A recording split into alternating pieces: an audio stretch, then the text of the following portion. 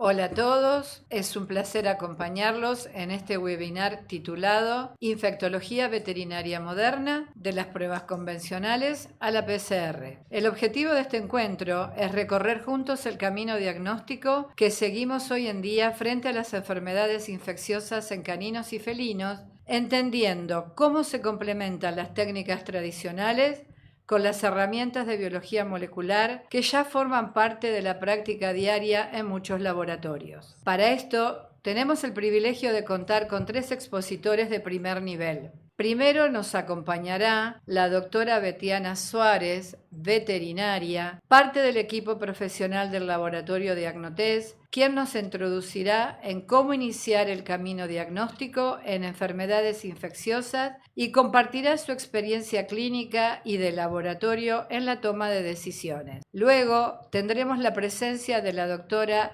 Sol Towson, doctora en bioquímica, especialista en genética, parte del plantel del laboratorio Diagnotes, quien nos brindará una mirada moderna y aplicada sobre las herramientas moleculares, su uso adecuado y su valor en la práctica clínica. Y finalmente cerrará el doctor Javier Mas, médico veterinario, especialista en análisis clínicos, con una disertación orientada al diagnóstico de algunas enfermedades infecciosas específicas en caninos y felinos, integrando métodos convencionales y técnicas de PCR. Queremos que este sea un espacio dinámico, así que los invitamos a dejar sus preguntas en el chat. Las iremos recopilando para responderlas al final del encuentro.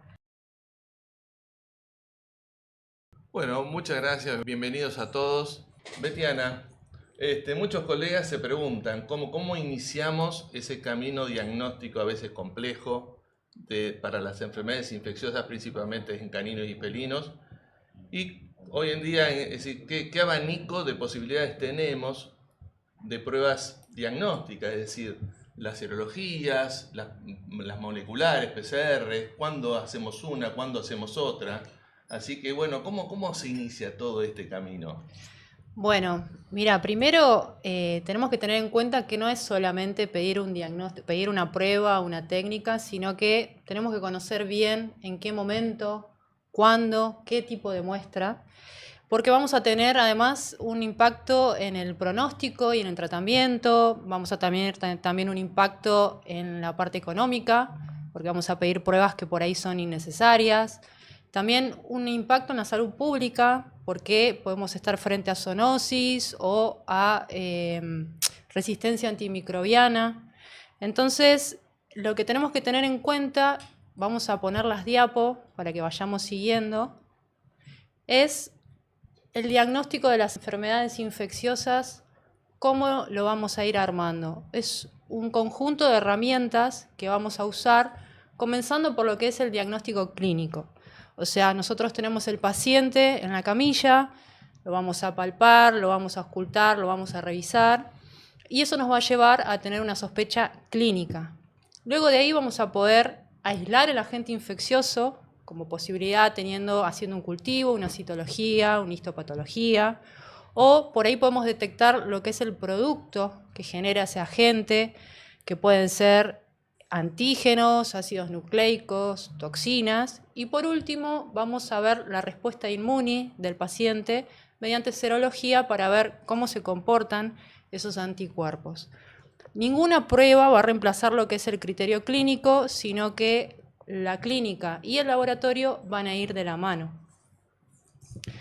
Vamos a comenzar siempre haciendo un examen clínico y teniendo muy presente cómo es la etiopatogenia de la enfermedad. Es decir, qué características tiene ese agente, cuáles son los mecanismos de transmisión, qué factores de virulencia y dónde va a producir las lesiones.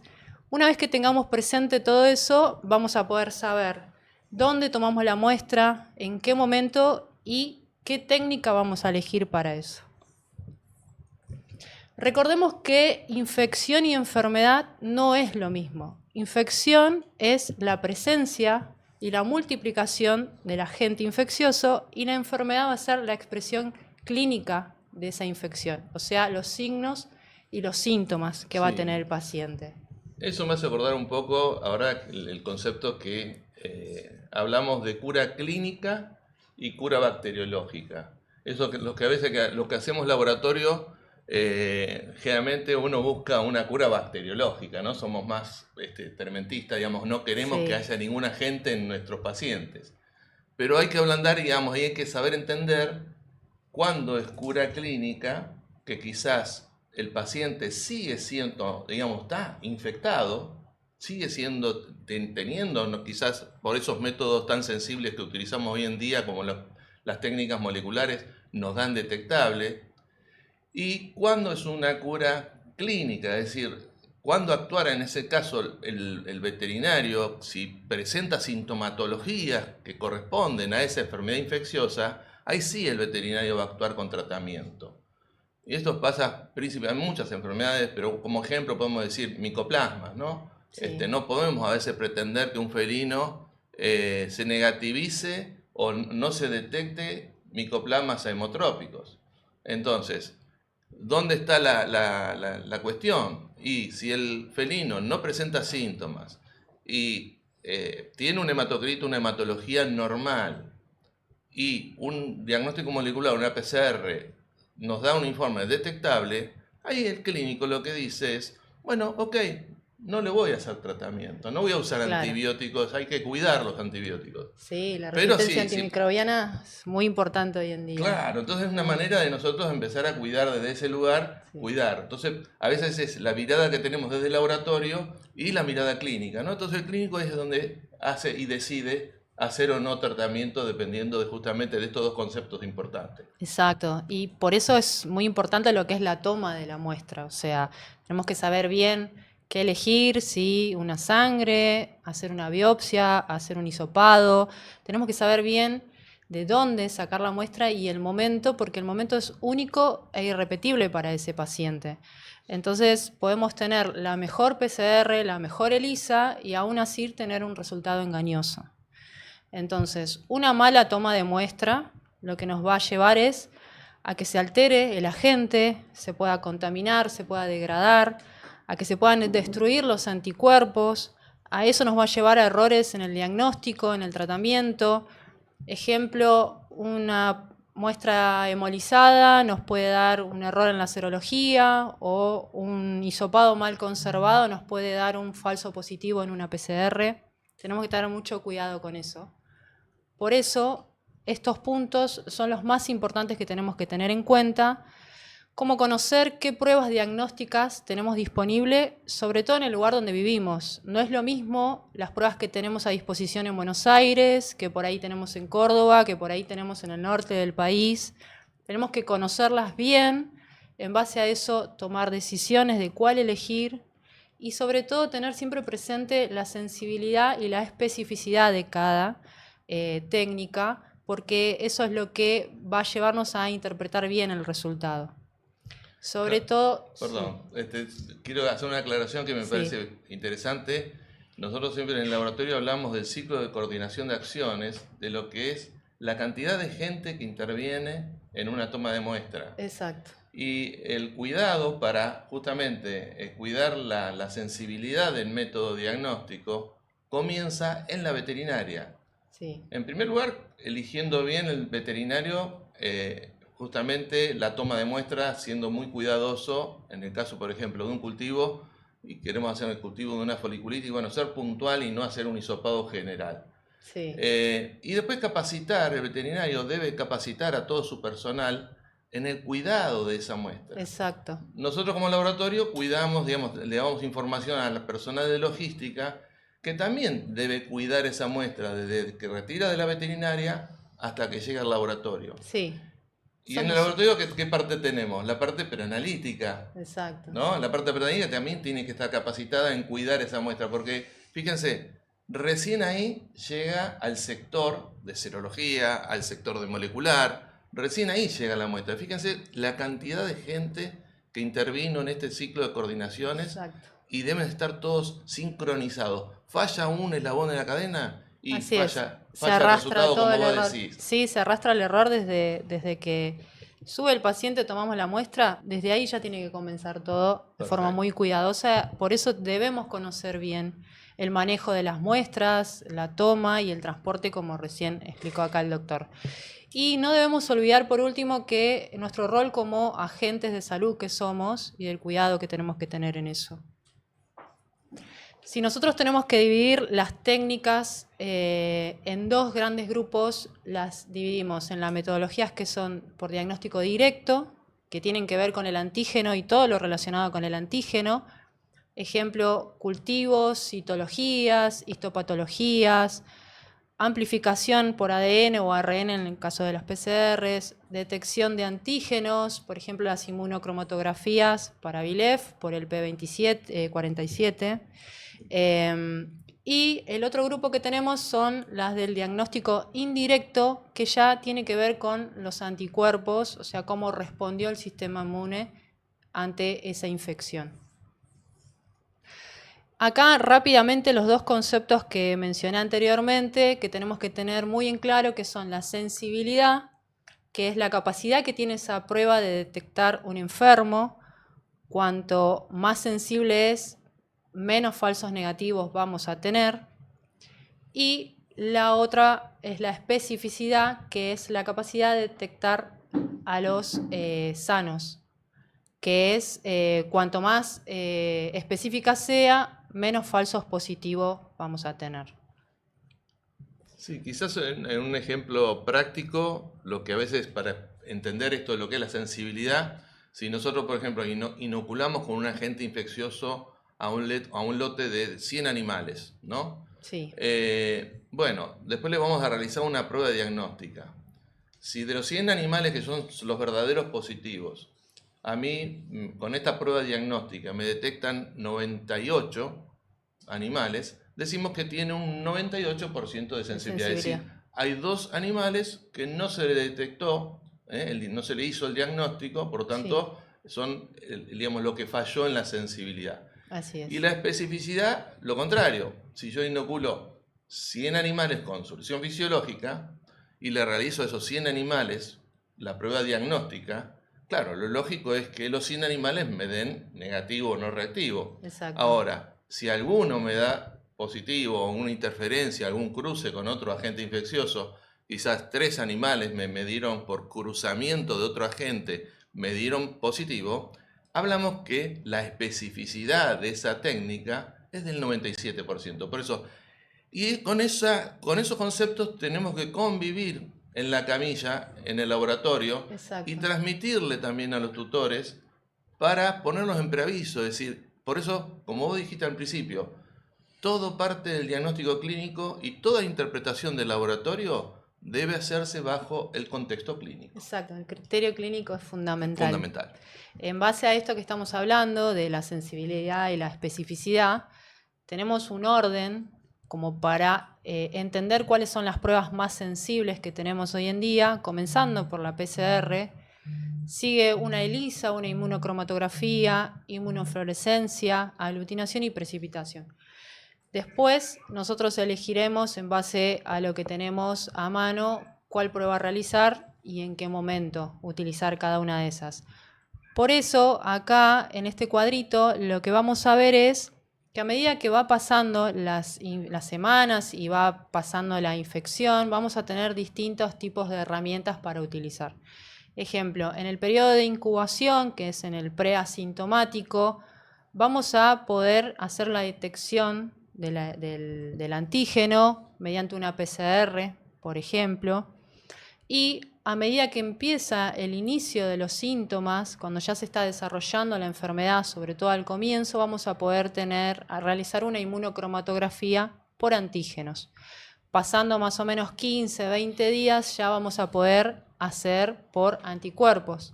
Recordemos que la primera respuesta que genera el sistema es con las inmunoglobulinas M, que aparecen al comienzo de la infección, y justamente lo que nos está detectando es que estamos ante una infección activa, sobre todo en lo que es viremias, septicemias, parasitemias.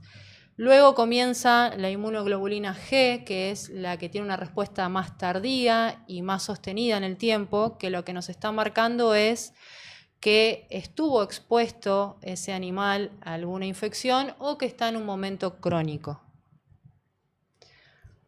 Por eso, haciendo como una recapitulación de todo lo que dijimos, vamos a tener todos estos agentes, bacterias, virus, parásitos y hongos, y lo que vamos a tener en cuenta es elegir bien qué técnica utilizar y qué combinación podemos usar de todas las herramientas que tenemos a disposición hoy en día. Bueno, muchas gracias, Betiana. Y bueno, vos estuviste hablando de la biología molecular, de la PCR, y lo único positivo que quizás nos dejó la pandemia es que hoy en día los tutores todos entienden lo que significa biología molecular, lo que significa una PCR. Tomó mucha relevancia Claro, en el COVID. En el COVID, claro. Entonces, creo que todos los tutores entienden lo que es una PCR. Y entonces viene la pregunta, ¿no? Vamos a preguntarle a Sol, ¿qué cuidados tenemos que tener como veterinarios al momento de tomar muestras para una PCR? Y bueno, y quizás conocer un poquitito el secreto de lo que pasa en mesada, detrás de la cocina, que nos cuestes un poquitito, porque eso nos va a llevar a entender más los cuidados que tenemos que tener, ¿sí? Para lo que es utilizar biología molecular. Con respecto, como venían hablando, a la parte molecular, a la parte de laboratorio molecular, cuando uno solicita un estudio molecular, no una PCR, lo más crucial es qué muestra nos llega, claro, y en qué estado nos llega. Y a partir de ahí, cómo nosotros la conservamos y cómo hacemos para extraer ese ácido nucleico, sea ADN o ARN. Todo el resultado que obtengamos va a depender de eso. Y así, además, el resultado que obtenemos siempre lo tenemos que contrastar contra la clínica. Podemos hablar de una PCR que es positiva, pero podemos tener un animal que tal vez es un portador, y es un portador sano. Entonces ahí viene el criterio del veterinario de tratar o no tratar a ese animal. Claro. Entonces, todo depende en un ida y vuelta de los resultados del laboratorio. Siempre hay que estar en contacto con ese veterinario que derivó al laboratorio esa muestra. Claro, y es clave cómo tomar la muestra, porque a veces cuando son hisopados, suelen tomar con hisopo con medio Stuart. O hisopo de mango de madera. O eso inhibe la PCR. Claro, y el Stuart también inhibe todas las enzimas del PCR. Entonces, existen los hisopos de Dacron que son específicos para biología molecular. Y eso es un error que se ve frecuentemente en el laboratorio. No todos los hisopos sirven para... Incluso, por ejemplo, tal vez la mayoría de las muestras son sangre entera. Sí. Si esa muestra está muy hemolizada, si bien los métodos actuales en donde se utilizan los de extracción son automatizados, con perlas magnéticas, si bien uno se puede ir esquivando esos interferentes y esos inhibidores, una muestra hemolizada tal vez puede llegar después a inhibir una PCR. Claro. Entonces, bueno, hay que tener cuidado de cómo llega la muestra, qué muestra llega, porque el veterinario tiene que haber tomado en un momento clave dentro de lo que es la infección y la enfermedad, y cómo hacemos nosotros para conservarla y a partir de ahí extraer el ADN o el ARN. Perfecto. Bueno. Entonces, como decía, la mayoría de las muestras va a ser sangre entera de neta 5%, que es el tubo con tapa lila, y va a ser conservada a temperatura ambiente máximo durante ese día, digamos, un par de horas, y si no, lo vamos a poder refrigerar a 4 grados en heladera. Hay otras muestras, por ejemplo, materia fecal o algún hisopado, que bueno, tenemos que tener los mismos cuidados, que por ejemplo no sea un hisopo con mango de madera, que la muestra esté bien tomada en el sitio bien elegido, y dentro, por ejemplo, si es una materia fecal, bueno, en el laboratorio vamos a tener que tener ciertos cuidados porque es una muestra que generalmente tiene más interferentes y más inhibidores. Okay. Entonces, lo que nosotros con lo que vamos a contar son con métodos manuales o automatizados para, a fin de cabo, extraer ese ADN o ese ARN, o sea, ese ácido nucleico, y lo vamos a almacenar. Lo podemos almacenar para dentro de ese mismo día a 4 grados en una heladera, y si no, en menos 20 o menos 80 en un freezer, que nos puede durar incluso años ese ADN o ARN extraído. ¿Qué es lo que vamos a hacer? Bueno, lo que vamos a hacer es una PCR, es una reacción en cadena de la polimerasa, que podemos partir a partir de ARN o de ADN, pero cuando partimos de ARN, cuando el ácido nucleico inicial es ARN, lo que se hace primero es una RT-PCR, o sea que se pasa de ARN a ADN. Entonces, al fin y al cabo, toda la amplificación de lo que es la PCR en realidad ocurre a partir del ADN. Lo que va a suceder es que se va a ir amplificando en distintos ciclos, numerosos ciclos, máximo 40 ciclos de PCR, se va a ir amplificando ese ADN inicial hasta llegar a millones de copias de una región de interés. Nosotros lo que hacemos no es amplificar todo ese genoma de ese agente infeccioso, por supuesto. ¿Cómo se da esta especificidad? Con algo que se denominan primers, que son unos oligonucleótidos de ADN, que lo que hacen es flanquear esa zona, esa región de interés, y es amplificarla sucesivas veces para poder uno después evidenciarla, esa presencia o ausencia de esa región blanco. La PCR convencional, la que se conoce como de punto final, es una PCR en la cual a partir del ADN inicial uno va a hacer un montón de amplificaciones y al final del ensayo va a haber o no la presencia o ausencia de ese fragmento. Después voy a explicar la diferencia con lo que es la PCR real time, que es la que más se utiliza actualmente. Ahora bien, nosotros dentro de lo que es ese ensayo tenemos que asegurar esa calidad de ese resultado, por supuesto. Entonces, siempre incluimos controles. ¿Por qué incluimos controles positivo, negativo y blanco? Bueno, porque tenemos que asegurarnos que ese ensayo está funcionando bien y que ese resultado que yo voy a emitir es un resultado confiable. Además, puedo incluir controles internos. ¿Por qué? Porque ante una muestra que nos da negativa, nosotros tenemos que asegurarnos que esa muestra realmente es un verdadero negativo y no que, por ejemplo, hubo algún inhibidor. Entonces, lo que se hace es incluir un control interno. Por ejemplo, si sabemos que es un microorganismo que es intracelular, nosotros como dentro de esa PCR podemos incluir otra región para amplificar de algún gen que sea de la célula desde donde se va a extraer ese microorganismo. Entonces, ante un resultado negativo de la presencia de ese agente, si yo tengo un resultado positivo de la presencia del gen intracelular, me aseguro que ahí había muestra. O sea, que la muestra estaba bien tomada y que encima no había inhibidores. O sea, esa PCR funcionó. Entonces, cuando tengo falsos positivos en esta PCR, bueno, por inespecificidad de los primers, esos primers tal vez están mal diseñados y pegan, hablamos de que pegan en otro lugar del ADN y amplifican otro sector, o tal vez por contaminaciones. Siempre pueden suceder las contaminaciones, por eso realmente hay que tener cuidados muy estrictos dentro de lo que es el laboratorio. Y también pueden haber falsos negativos que por lo general se dan por inhibidores, presencia de interferentes o inhibidores. Dentro de la misma muestra, como dijimos, la materia fecal es una muestra que es como bastante cargada de inhibidores, o tal vez los reactivos, puede haber algún reactivo que nos está fallando. Entonces ese ensayo obviamente no nos va a dar. También está lo que se conoce como PCR multiplex, y es en realidad agregar más primers a ese mismo tubo. O sea, dentro de esa misma reacción de PCR, en vez de yo poder detectar una región de interés, puedo detectar 1, 2, 3 o 4. Más de 4 no, porque es como muy ensalada de primers. O sea, ya se empiezan a molestar entre los primers. Claro. Pero bueno, dentro del mismo tubo puedo ahorrar mucho tiempo tratando de amplificar tal vez 2 agentes. Y bueno, ¿qué tiene de distinto la PCR en tiempo real o la real time? Bueno, es el mismo fundamento, o sea, es una amplificación de una región de interés del ADN, pero lo que se va haciendo es que ese producto se va cuantificando a medida que va progresando estos ciclos. ¿Por qué? Porque se agrega una sustancia fluorescente y esa señal que emite esa sustancia fluorescente se va registrando conforme van sucediendo los distintos ciclos de PCR. Esas sustancias fluorescentes generalmente son de 2 tipos. Están los colorantes de unión al ADN que son inespecíficos, o sea, todo producto PCR que va apareciendo, este colorante se va uniendo. Así que va a empezar a emitir señal. ¿Y por qué es inespecífico? Bueno, se puede estar amplificando algo que no queremos o algo que quedó de una PCR anterior y ese colorante se pega igual. Por lo general, lo que más se utiliza tal vez son las sondas de oligonucleótidos marcadas, que son muchísimo más específicas y son las sondas las que se conocen como sondas Tachman, que es como darle una doble especificidad al ensayo, porque uno ya le dio la especificidad con los primers, o sea, yo fui a amplificar ya una región target, pero además ese producto que se va amplificando, esa sonda se pega solo si es la que de interés. Entonces yo voy pudiendo registrar esa señal que va subiendo y que va generando una curva de PCR que ahora les voy a mostrar. Un concepto que es muy importante es el de el CT, que es el Threshold Cycle o el ciclo umbral.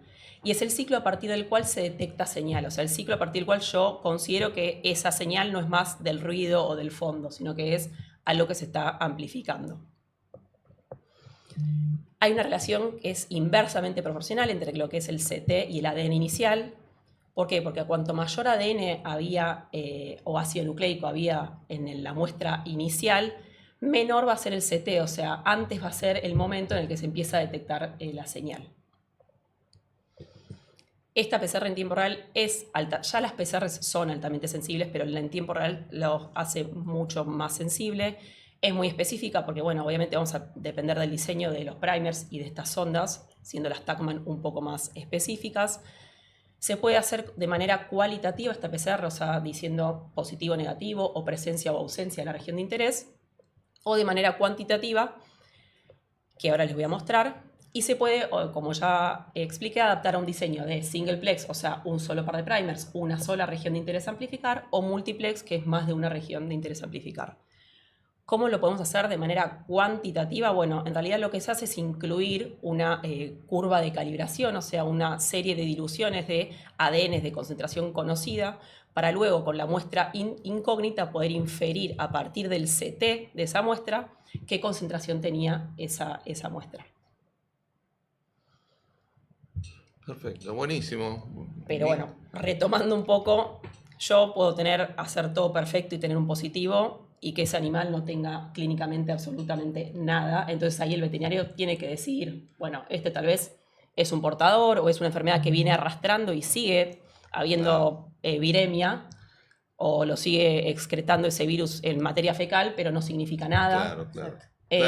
O yo tal vez puedo tener un negativo y que emitir ese resultado y que el veterinario diga, bueno, no me cierra que sea un negativo. Este animal tiene eso, repitamos, debe haber habido algún problema, repitamos la muestra, tomémosla mañana o al día siguiente o cuando sea. O sea, siempre está el criterio del veterinario. Es lo más importante, lo que decíamos al principio, el criterio clínico es fundamental. Crucial. Y como son estas técnicas, si bien son técnicas que ya llevan muchos años, ¿sí? Siempre, al principio fueron de punto final, pero ahora real time, y vinieron a lo que es el laboratorio veterinario de diagnóstico. Antes generalmente lo usábamos en la facultad, lo hacíamos en la facultad, pero mucho de investigación. Entonces ahora el gran desafío, como vos decís, es del clínico, de saber interpretar estos resultados. Y nosotros siempre decimos detectable o no detectable, como diciendo, ¿se detectó ese genoma o no se detectó? Ahora, la interpretación, así sea detectable, él quizás no va a iniciar ningún tipo de tratamiento porque el paciente clínicamente está perfecto. O quizás no detectable y, viste, clínicamente no cierra. Entonces a veces es la combinación, yo a veces lo que recomiendo es eso, combinar con otros métodos. Más de una técnica. Claro, Exacto, más de una técnica, ¿no? Es decir, está bien, ok, esto fue lo molecular, bueno, intentemos con una ELISA, intentemos con una inmunocromatografía, combinemos diferentes métodos, o a veces pasa también cuando es detectable y el veterinario quiere estar plenamente seguro, bueno, ok, vamos con otro método. Confirmar con otro método, claro. Generalmente escalamos al revés, ¿no? Escalamos desde serología, escalamos a molecular, ¿no? Generalmente hacemos ese camino. Pero pasa también con brucelosis, por ejemplo, Brucella canis, a veces las técnicas de aglutinación directa que vos hablaste, de la diferente sensibilidad, ¿no? de detección. Y algo que tenemos que entender los veterinarios, que muchos son métodos de screening. Exacto. Método de aproximación. Exacto. Ahora, si es un paciente que se detectó, digamos, por aglutinación directa una Brucella canis, serológicamente, y hay que justamente tomar medidas bastante importantes en el paciente porque es la castración, el tratamiento. Exacto. Y como es una zoonosis, los tutores ponerse también en manos de equipos de enfermedades infecciosas, infectólogos, que los teten a los tutores. Nosotros en el laboratorio hemos tenido familias a través del ser centinela, el canino de esa enfermedad, los tutores totalmente asintomáticos, y lo derivamos generalmente al Malbrand, que se pone en contacto con Malbrand, está la doctora Gabriela Escobar, que yo siempre digo la señora brucelosis a nivel nacional, y Gabriela Escobar gentilmente hace el testeo a todos los tutores y hemos tenido familias positivas. Entonces, por eso digo, y ahí está lo que decías vos, el rol del médico veterinario como agente de salud pública. Lo más importante. Entonces, los desafíos es esto, ¿no? Es el desafío de que cada enfermedad infecciosa no va a ser tomada exactamente igual. No, y que saber que lo molecular no es la panacea y no es todo. Exactamente, No siempre pido sí. molecular, porque lo viejo funciona. Exacto. Claro, Por de eso eso el vamos a criterio. hablar hoy. De eso, Hay que tener Por eso mucho el criterio es el clínico, O sea, no porque siempre la PCR va a exactamente, solucionar o sea, el si resultado bien- ni dar el diagnóstico. de eso No. vamos a hablar hoy, porque a veces solicitan PCRs porque quieren hacer el mejor de los diagnósticos, Sí, el más sensible, el más Sí, nuevo. es el más nuevo, el más- sensible, exacto. Claro, perdón, pero quizás el gol estándar era una serología. Claro, Entonces, Totalmente. cuidado, ¿no? Es decir, no cambiemos lo antiguo. O para ¿sí? situarnos también en qué momento estamos de la enfermedad. Totalmente. En un momento agudo, en un momento crónico, ya estuvo expuesto, está recién comenzando, por eso la combinación de las herramientas. Bueno, voy a tratar ahora de compartir la pantalla, que la idea es contarles algunos ejemplos. A ver. Compartir.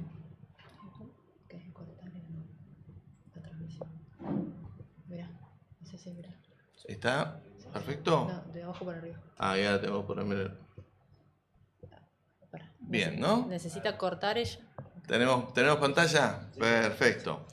Y bueno, estuvimos, lamentablemente por un tema de tiempo, nos gustaría hablar de que quizás estos son los agentes infecciosos los comúnmente que trabajamos en el laboratorio veterinario. Nos encantaría hablar de todos, pero bueno, vamos a hablar de algunos porque el tiempo apremia. Y bueno, vamos a empezar con el tema de bacterias, ¿no? Es decir, que quizás la más frecuente es la Ehrlichiosis. Y hablamos un poquitito, esperen que oculto esto. Hablamos un poquitito de lo que es la taxonomía. A veces ahí son mis genes microbiólogos que siempre me gusta ahondar en la taxonomía, porque el tema es, conociendo la taxonomía, quizás podemos entender mejor los métodos diagnósticos. Y fíjense como hubo un reordenamiento en base a la parte de genética, gracias a la genómica, hubo un reordenamiento de la familia Anaplasmataceae. Y separó ahora en 4 géneros, que es género Ehrlichia, Anaplasma, Wolbachia, que es quizás el no patógeno, y Neorickettsia. ¿Y por qué les muestro esto? Y estuvimos hablando de molecular, estuvimos hablando de los primers. Y bueno, tenemos primers que van exclusivamente para detectar zonas conservadas de familia. Entonces, al detectar zonas conservadas de familia Anaplasmataceae, a nosotros nos permite abarcar a todas las Ehrlichias, todos los Anaplasma, toda la Neorickettsia, ¿entienden? Entonces, después en el caso de tener un detectable por biología molecular en familia Anaplasmataceae, bueno, después podemos ir a abrirlo específicamente a cada género y a cada especie. Bien, por ejemplo, Ehrlichia canis o Anaplasma plati. Entonces tenemos acá la curvita, la misma que mostró Betiana, y bueno, adaptado a Ehrlichiosis, ¿no? Ehrlichiosis, ustedes saben que tiene una presentación aguda, subclínica y crónica. Entonces, no todos los métodos que tenemos habitualmente en el laboratorio veterinario van a poder ser adaptados. Entonces tenemos que saber, en base al periodo de incubación, que son de 1 a 3 semanas, en este periodo de incubación, ahí sí podemos elegir los métodos moleculares de PCR con la muestra indicada, sangre con netatripotásico, y porque justamente es un método muy sensible que generalmente podemos diagnosticar pacientes asintomáticos previo a los síntomas. ¿Bien? Y obviamente la muestra indicada dijimos que es sangre con netatripotásico. Pero ¿qué pasa?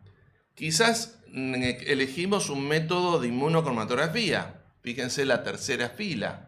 Inmunocromatografía, obviamente necesitamos que la respuesta inmune del organismo lleva sus días, 14, 20 días, para que las técnicas de inmunocromatografía den reactivas. Y aquí es algo que también quiero hacer énfasis.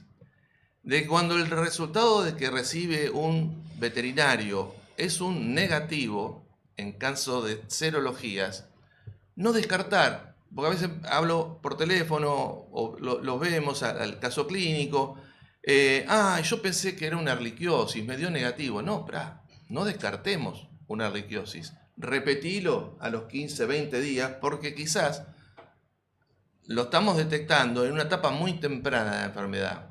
Y bueno, eso a veces habla de las habilidades del médico clínico en detectar precozmente, cada vez detecta más precozmente justamente esas enfermedades infecciosas, y quizás las serologías no vayan a dar negativas. Una leptospirosis pasa lo mismo. Si tenemos una leptospirosis, una serología de lepto negativa, ok, tenés que repetir a los 15, 20 días.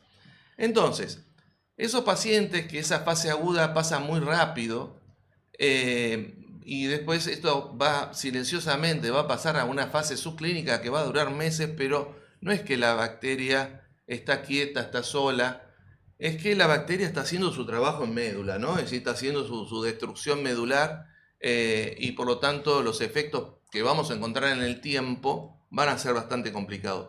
Y aquí la muestra que tomamos en los pacientes de sangre periférica baja mucho la sensibilidad de detección, porque quizás la bacteria está acantonada en médula, y nosotros lo que estamos hablando de un resultado, por ejemplo, no detectable, es que no se detectó esa secuencia genómica de Ehrlichia canis, en este caso, en sangre periférica.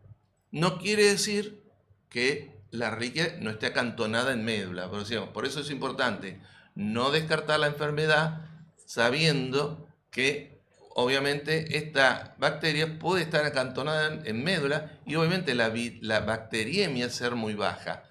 Entonces, bueno, pero ahí los métodos de inmunocromatografía son métodos cualitativos de inmunocromatografía, sí nos pueden ayudar a detectar un paciente que es reactivo a inmunocromatografía. Bien, el inconveniente tenemos con la inmunocromatografía que si el paciente ya nos da reactivo, ese paciente va a estar por meses hasta años siendo reactivo. Hasta 3, 4 años siendo reactivo. Por lo tanto, ya sabemos que no vamos a poder volver a utilizar este método de inmunocromatografía puntualmente en este paciente, y sabemos que erliquiosis no genera inmunidad. Estos anticuerpos no le van a generar inmunidad al paciente. Entonces ahí estamos en el problema. ¿Qué hacemos? Y bueno, ahí podemos optar en hacer una PCR de médula. Obviamente ahí aumentamos mucho la sensibilidad de detección, principalmente, fíjense, que sería la escala del medio, la PCR de médula ósea. Vamos a tener sí detecciones de estos pacientes que no es posible detectarlos por otros métodos, porque quizás no están bacteriémicos, o quizás el método de inmunocromatografía ya sabemos que nos va a dar positivo. Entonces, esto es importante para tenerlo siempre presente al momento de interpretar. Y los consensos internacionales aconsejan generalmente utilizar 3 métodos en simultáneo. Ustedes saben que la capa flogística digamos, extendido para buscar mórulas de Ehrlichia en capa flogística es un método, no es muy sensible, aproximadamente un 20%, 30% de sensibilidad, pero es un método quizás fácil de realizar en la veterinaria, fácil de reconocer. Después tenemos los métodos de inmunocromatografía, búsqueda de anticuerpos, y después tenemos los métodos moleculares. Y los consensos internacionales hoy en día hablan de buscar por los 3. ¿No? Uno no descarta al otro. ¿Está? Después lo que decíamos antes, ¿no? Vamos a pasar ahora, yo traté de compactar un poco lo más importante de cada una de las enfermedades que habitualmente llegan al laboratorio. Leptospirosis, acá es esto, para tener presente que la serología de Martini Petit es el gold estándar. No le discutamos a la serología Martini Petit. No pretendamos hacer el diagnóstico de primera instancia a través de una PCR.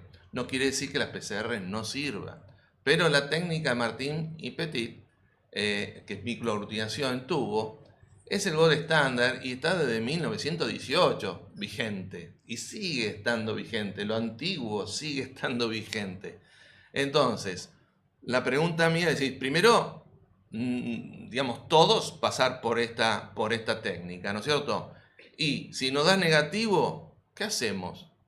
¿Descartamos la enfermedad? No, no hay que descartarla. Hay que repetir, hacer cero conversión a los 15, 20 días. ¿Qué pasa si el paciente se murió? Y nos ha pasado que pacientes que tenemos la serología negativa, porque fue cuadros sobreagudos, tuvimos pacientes que no fueron detectables, pero el criterio clínico, el criterio médico dice, me parece que era una lepto. Entonces, ¿cómo hacemos? Y ahí tenemos dos posibilidades. Por un lado, bueno, sí, recurrir a ese paciente muerto, la PCR de Leptospira interrogans. Bien, hacer determinación por PCR. O también nos ha sucedido que convivían con otros pacientes. Entonces siempre pregunto, ¿convive este paciente que falleció con otros? Sí, tiene dos, pero están bárbaros. Bueno, saquémoslo sangre a esos dos pacientes. Y la cero conversión en esos pacientes totalmente asintomática lo hemos detectado con títulos altísimos. Entonces siempre también es importante, ¿no? Porque es una enfermedad que es fácilmente transmisible y tener cuidado obviamente porque es una zoonosis. Entonces, bueno, vamos a lo que es lo molecular.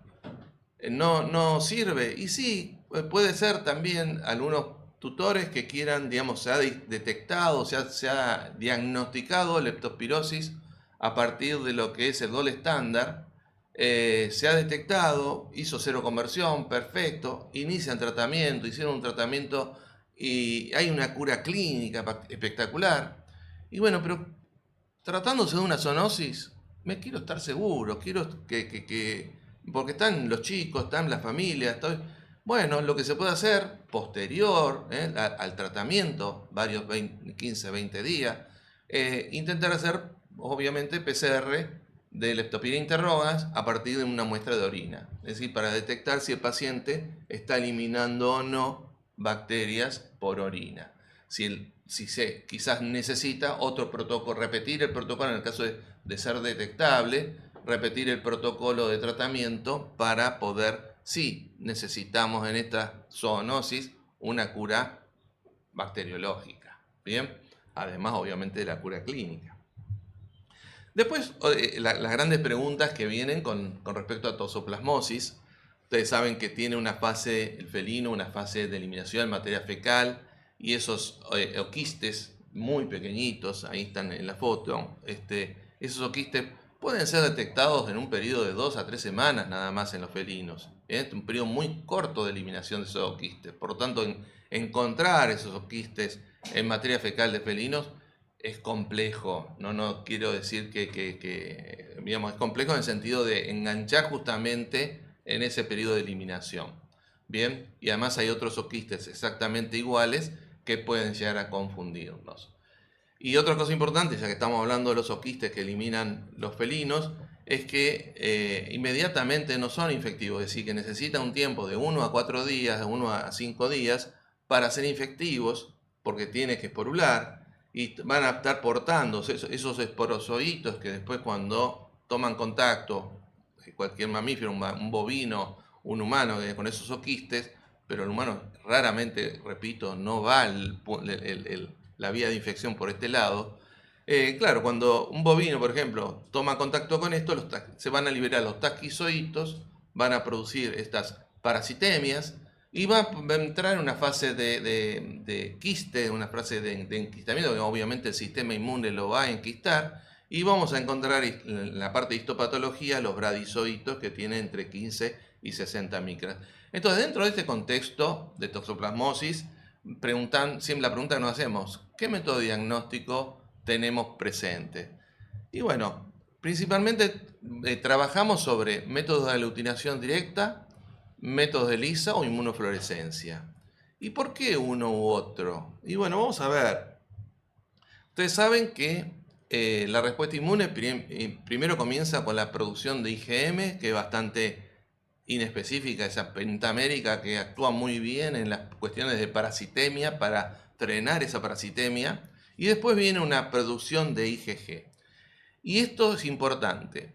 esa producción de IgG al principio es una IgG que es muy hábil en aglutinar. Entonces, para casos agudos, la aglutinación directa va a ser muy útil, porque tenemos una IgG que tiene muy buena habilidad para aglutinar el antígeno. Pero ¿qué pasa? Con el tiempo de ese desarrollo, un mes, ahí fíjense, 6 meses, van a hablar de lo que es la avidez de esa IgG. Es decir, se va haciendo una IgG tan específica que pierde esa capacidad de aglutinar. Por lo tanto, vamos a tener títulos bajos de aglutinación directa y quizás no detectables, quizás pacientes que pensamos que, digamos, quizás son con títulos muy bajos, pero tuvo una toxoplasmosis pasada. Entonces estas IgG capacitadas casi monoclonales, ¿no? Estas IgG que tienen muy buena avidez con el antígeno, muy buen agarre con el antígeno. ¿Cómo la detectamos? ¿Sí? La detectamos por otros métodos otros métodos serológicos, que sería ELISA e inmunofluorescencia. Entonces por eso ahí ponemos el cuadrito. Cuando la aglutinación directa es muy sensible, en las etapas agudas de la enfermedad. ¿Y cuando usamos inmunofluorescencia o ELISA? Y más bien en las etapas más pasadas, más crónicas de la enfermedad. ¿Bien? Y obviamente, como siempre decimos, la interpretación de estos resultados, ya sea aglutinación directa, inmunofluorescencia o ELISA, siempre lo vamos a hacer bajo un contexto clínico. Entonces, a veces solicitan PCR de toxoplasmosis. Y son muy contadas las situaciones en las cuales quizás una PCR tenga una validez importante. Pero como dijimos antes, siempre pasemos por los métodos serológicos que siguen siendo confiables para diagnóstico de toxoplasmosis. Entonces, ¿cuáles son los casos muy puntuales en los cuales una PCR me sería útil? Y cuando estamos hablando de esa infección aguda, en esas etapas muy tempranas de la enfermedad, donde podemos detectar una parasitemia, es decir, a partir de sangre, a partir de tejidos, de una necropsia, de una punción de un ganglio, se puede quizás detectar ese antígeno. Por lo tanto, en esas etapas tempranas, en las cuales la serología todavía no despertó, sí pueden ser útiles. En eso también en los pacientes inmunocomprometidos, es decir, ya sabemos que los pacientes inmunocomprometidos, un BIVILE, pacientes con tratamiento antineoplásico, con tratamiento de enfermedades autoinmunes que tienen altas dosis de corticoides, sabemos que la serología va a estar muy subestimada. Entonces quizás en estos pacientes podemos, quizás si la clínica es soberana, que nos está indicando que tengo muchas sospechas de toxoplasmosis, bueno, también puede llegar a utilizarse. Lo mismo que la toxoplasmosis neurológicas, a partir de muestras de líquido cefalorraquídeo, infecciones congénitas, neonatales, con muerte quizás, muertes fetales, bueno, a partir de tejido de la necropsia también podemos realizar PCR. Y materia fecal, la pregunta del siglo, en materia fecal del felino, y fíjense que de toda la vida del felino, primero saber si estuvo en contacto o no con ese antígeno, con ese parásito. Y si estuvo en contacto, tenemos probabilidad de encontrarlo durante 2 a 3 semanas nada más. Entonces, las altas probabilidades que esa materia fecal nos dé no detectable son altísimas. Bien, pasamos a VILEF. Bien, es como última quizás enfermedad para no hacerlo, me pareció que por las dudas no nos iba a dar los tiempos. Y también las preguntas en VILEF, ¿qué métodos tenemos para hacer diagnóstico hoy en día en el laboratorio veterinario? Principalmente inmunocromatografía, ELISAs, RT-PCR, PCR ADN proviral, y también vamos a hablar, como habló Sol, justamente de la cuantificación de que nos estamos mirando, es la integración de ese ADN proviral que está integrado en las células del organismo. Entonces, cuando hablamos de inmunocromatografía, también tenemos un periodo ventana. Inmunocromatografía estamos hablando del antígeno P27, ¿sí? Que se produce únicamente cuando hay replicación viral, o sea que las vacunas no interfieren. únicamente cuando hay replicación viral, que el virus en la célula lo produce en demasía, por lo tanto le va a sobrar, y quizás hay células que van a tener una fase lítica y van a liberar muchísimo antígeno, antigenemia, se va a generar una alta antigenemia en el organismo. Entonces, pero también tiene sus tiempos. De 3 a 6 semanas, esos pacientes infectados recién pueden empezar a tener la inmunocromatografía positiva. Fíjense, ahí tiene el cuadrito en sangre, cómo se ha evaluado, y no se recomienda hacer inmunocromatografía ni de saliva, ni de materia fecal, y menos obviamente de orina. Bien, principalmente de sangre. Y los tiempos, como dice acá, aproximadamente entre 3 y 6 semanas puede llegar a tardar en darnos resultados positivos.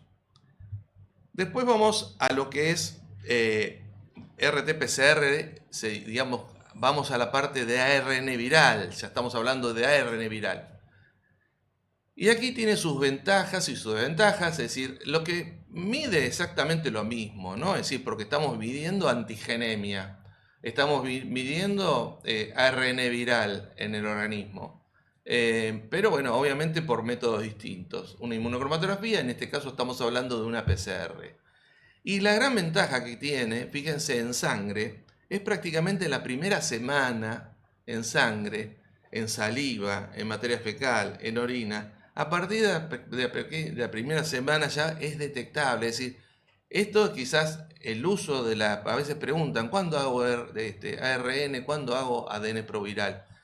Y generalmente la mayoría de las veces se utiliza ADN proviral. Pero bueno, para usar ARN viral es cuando quizás hay un tutor muy ansioso que estuvo en contacto con un felino que suponen que tiene vilés, y como esa transmisión vilés se hace por contacto, por saliva, por el acicalamiento. Y bueno, quizás pueden hacer un hisopado con hisopos de dacrón, que no sean hisopos de madera, no utilicen los hisopos con medio Stuart. Bien, hisopos de dacrón, se puede hacer un hisopado y fíjense que en saliva es altamente detectable este ARN viral. Bien, lo mismo que en sangre. Pero tiene la misma, digamos, en sangre, la misma situación que la antigenemia P27. Y después vamos a lo que es la PCR. Acá hay un ensayo muy interesante de los doctores Hoffman y Lehmann, donde se inocularon a felinos con virus de leucemia felina y se le realizó diferentes métodos. Se realizó antigenemia con P27 por métodos enzimáticos y PCR molecular, justamente la integración de la ADN proviral. Bien, y eso yo lo transformé en otro cuadrito para entenderlo mejor. Acá, fíjense, que son los resultados, se vuelcan en esta población inoculada a todos estos animales. Esto es un ejemplo, ¿no? Y es un ejemplo que tenemos que tener presente en la clínica al momento de interpretar resultados. Acá tenemos volcado todos esos pacientes que fueron inoculados, cómo dieron los resultados de antígeno P27, la inmunocromatografía o en ELISA. Fíjense que no todos dieron positivo. Primero, las 2 primeras semanas, casi en la tercera semana, algunos no eran detectados, como hablábamos al principio. Pero hay algunos que, bueno, bien, anduvo bien. Fíjense el paciente, el tercero, el 153, qué variable, que a veces da antigenemia, a veces no da antigenemia. Bien. Acá quizás en estos pacientes una baja sensibilidad del método, pero esto a lo que voy es toda la variabilidad que podemos tener en esos pacientes que fueron el 100% fue inoculado, la variable que tenemos con un resultado de inmunocromatografía. Ahora la usamos la PCR, ¿sí? ADN proviral. Y fíjense que tenemos algunos pacientes que a pesar de que fueron inoculados, tenemos algunos pacientes que son ADN proviral no detectable. ¿Bien? Y otros tenemos ADN proviral detectable e inmunocromatografía negativa. Entonces, Ahí es cuando se separa la población de los primeros 5. Empezaron a ver que en eso hay pacientes que cursan con VILEF que van a tener resultados discordantes. Y después, sabiendo obviamente más, trabajando sobre cargas virales, vieron que hay pacientes regresivos de la enfermedad que no van a trabajar, no, digamos, obviamente debido por las variabilidades de la cepa, digamos, virulencia de la cepa, la inmunidad del paciente, no van a generar unas altas viremias. Por lo tanto, a esos pacientes lo vamos a llamar pacientes regresivos, pacientes que quizás no llegaron a invadir el virus en médula ósea. Pero hay otros pacientes que lamentablemente su inmunidad no pudo frenar el virus y bueno, sí tuvo su llegada a médula ósea y van a ser pacientes que van a generar altas cargas virales, ¿sí? Altas cargas, mejor dicho, provirales, alta integración y obviamente lo vamos a llamar pacientes progresivos. Y este es el gran desafío que tenemos en el laboratorio y en la clínica, detectar estos dos tipos de pacientes. Bien, ahí está la línea que divide esas dos poblaciones de los que serían resultados discordantes y unos resultados más concretos. Bien, entonces, ahí vamos a lo que, ya que estamos hablando de pacientes regresivos y progresivos, vamos a ver lo que es la cuantificación del ADN proviral. ¿Por qué? Porque fíjense que en este cuadro, si es un paciente progresivo, la supervivencia de ese paciente, el pronóstico de ese paciente es más complejo. Bien, y en el caso de ser un paciente regresivo, tenemos mayor probabilidades. Igualmente, hablando con doctores que trabajan mucho en infectología, en lo que es tratamiento de enfermedades autovirales, esto de a poquito está siendo un poco más cuestionable, porque hay pacientes progresivos que tienen un comportamiento bajo tratamiento, por eso siempre hay que consultar con los infectólogos especialistas. Ellos tienen tratamientos establecidos y resultados que verdaderamente llaman la atención. Así que el próximo webinar quizás sería invitar a ciertos infectólogos, digamos, de medicina felina, y nos van a contar muchos resultados muy interesantes. Y acá también tenemos, fíjense que el comportamiento, esta población que está acá, este comportamiento con alta carga viral, y hay otros con un comportamiento de una baja carga viral. Entonces, fíjense que son muy estables, muy, como dijo son muy las cuantificaciones que se hacen curvas, que se hacen diferentes curvas, y que considerando también los CT, no solamente el CT, pero sino también tenemos que hacer esa curva de calibración, pero se definen muy bien. Y la definición de estas dos poblaciones, que está, justamente la carga es por 1 por 10 a la 6. Mayor de 1 por 10 a la 6 son los que decimos de alta carga proviral, son los pacientes progresivos, y menor a 1, digamos 1 por 10 a la menos 6 son los pacientes regresivos. Bien, y aquí están las conclusiones, ¿no? Es decir, y los resultados, van a ver que estos pacientes regresivos vamos a tener resultados discordantes, resultados, y en cambio estos pacientes progresivos va a ser un poco más claro el diagnóstico, por eso es tan a veces complejo.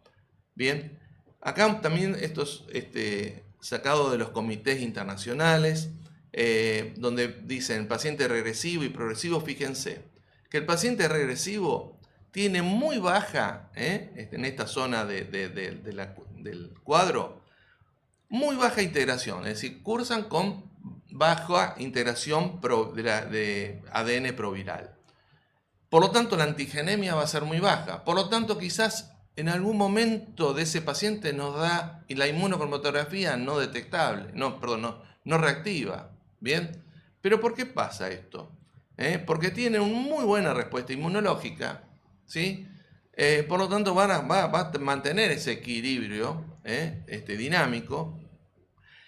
Y vamos acá a tener alta discordancia en resultados. Es justamente los casos que generalmente hablamos habitualmente con los médicos veterinarios. son casos que nos confunde a veces y tenemos que sentarnos a lo que es, primero, hablar con el clínico que nos cuente la parte de la clínica, contarle nosotros la parte de lo que estamos viendo en el laboratorio. Y no les cuento los focalizados y localizados, focalizados, que son los atípicos, estas presentaciones atípicas que todavía nos confunden muchísimamente más, porque generalmente tenemos, y esta semana justo tuvimos uno, donde hay antigenemia P27 reactiva y la cuestión de ADN proviral nos da no detectable. Y lo repetimos en el tiempo, generalmente siempre se recomienda testear retestear estos pacientes, lo ideal cada 6 semanas, pero bueno, la conclusión es que, como nos sigue dando siempre igual, que es un caso de un BILEF que son los menos numerosos, focalizado o atípico, que tienen todavía mayor discordancia en los resultados.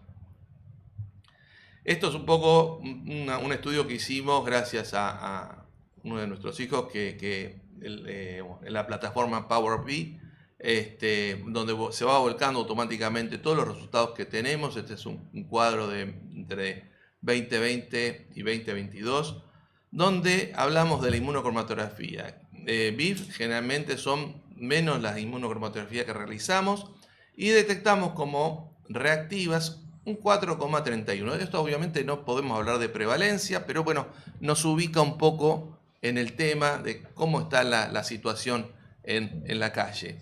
Bien, y en caso de BILEF es un poco más alta, 14,29% de reactividad. Y que coincide un poco con las estadísticas también de otros países. Hay países obviamente que tienen esta prevalencia 0, y otros que tienen mucho más, ¿no? Pero los datos de Argentina que teníamos hasta hace poco, no hay muchos datos, pero los que están son muy parecidos. Y las PCRs también, digamos de BIF, 5.821 PCRs, detectables 7,11, y en el caso de BILEF, las de PCRs de ADN proviral, casi un 19% de detectables. Bien. Y bueno, y eso obviamente no se los voy a decir punto por punto porque va a ser muy largo, pero los invito a visitar la página ABCD, es muy didáctica y donde vamos a encontrar algoritmos muy prácticos que nos van a ayudar a seguir paso a paso justamente los pasos diagnósticos en pacientes. Acá son recomendaciones, obviamente, porque yo tengo colegas que inician con PCR, pero bueno, acá las recomendaciones al menos de este comité, que es el ABCD de felinos, que recomienda comenzar con el test de P27 de inmunocromatografía. O sea, fíjense que empezamos con métodos de screening y después, en base a estos resultados, a pesar de que sean sanos, sin sospecha de clínica de BILEF, bueno, vamos a ir escalando en los métodos diagnósticos que hasta recién estuvimos hablando, vamos a ir escalando. Por lo tanto, es un lindo algoritmo para tenerlo presente en la veterinaria y en el momento de tener un paciente que tenemos justamente un paciente sano, que no tengo sospecha clínica de BILEF, bueno, ¿por dónde empiezo? Y empiezo por acá. Y en base a los resultados vamos a ir escalando. Y también existe el algoritmo de los pacientes con sospecha clínica de BILEF. Bien, también fíjense por dónde comenzamos. Por test antigénicos, la inmunocromatografía. Bien, la inmunocromatografía. Entonces, en base a los resultados, como decimos recién, vamos a ir escalando con otros métodos de diagnóstico. Por eso es importante, quizás ahora para cerrar, lo que es el diagnóstico de enfermedades infecciosas. Es importante que tengamos presentes los que están en consultorio de cuáles son el abanico de posibilidades diagnósticas. No dejemos de usar lo tradicional, no dejemos de usar la serología para las enfermedades que han sido siempre muy nobles. Usemos esta herramienta de biología molecular que es una herramienta espectacular, que nos da excelentes resultados, pero en forma inteligente, en el sentido de forma estratégica más bien. Bien, entonces yo ahora les quise poner un poquitito, cuando hablamos de abanico de posibilidades diagnósticas, un poco de todo lo que fue el pasado, presente y futuro, ¿no? Hoy en día, para detectar aquellos métodos directos que nos hablaba Betiana, en el caso de los cultivos, y hoy en día tenemos cultivos con métodos tradicionales, que seguimos haciendo los cultivos tradicionales, con pruebas de susceptibilidad en placa, pero también tenemos los métodos automatizados y cada día se están utilizando mucho más. Métodos automatizados, principalmente Vitek, que tiene, una de las ventajas que tiene este equipo automatizado es que tiene tarjetas veterinarias, es decir, tanto de identificación como de susceptibilidad. Por lo tanto, cuenta con puntos de corte de organismos internacionales, de CLSI, de EUCAS, para definir si es sensible o resistente. Entonces ahí, digamos, Vitek, la tecnología Vitek de Biomerie, ha entendido lo que es el concepto de una salud, porque nos ha incorporado a las tarjetas que se utilizan. Es un método que la verdad que se utiliza mucho.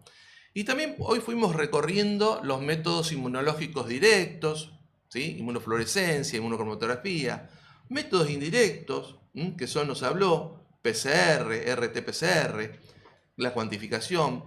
Hay métodos inmunológicos indirectos, las serologías, y también hoy en día contamos con la espectrometría de masa, en Maltitov, que eso lo hemos incorporado hace poco, que bueno, que es un gold estándar, un gold estándar en lo que es la identificación microbiana. Y por último, la secuenciación, como hablaba Sol, la secuenciación de segmentos genómicos, secuenciación de genoma completo, porque muchas veces la identificación final, ponerle nombre y apellido a ese agente infeccioso, no lo podemos lograr con métodos serológicos, y tenemos que mandar a secuenciar este microorganismo.